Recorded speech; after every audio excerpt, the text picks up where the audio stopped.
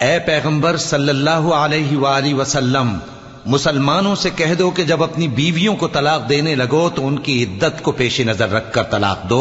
اور عدت کا شمار رکھو، اور اللہ سے جو تمہارا پروردگار ہے ڈرو۔ نہ تو تم ہی ان کو ایام عدت میں ان کے گھروں سے نکالو اور نہ وہ خود ہی نکلیں، ہاں اگر وہ کھلی بے حیائی کریں تو اور بات ہے، اور یہ اللہ کی حدیں ہیں، اور جو اللہ کی حدوں سے تجاوز کرے گا وہ اپنے آپ پر ظلم کرے گا۔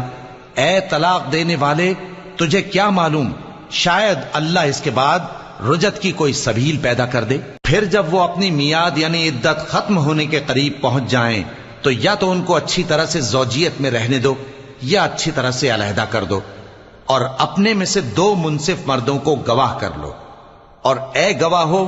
اللہ کے لیے درست گواہی دینا۔ ان باتوں سے اس شخص کو نصیحت کی جاتی ہے جو اللہ پر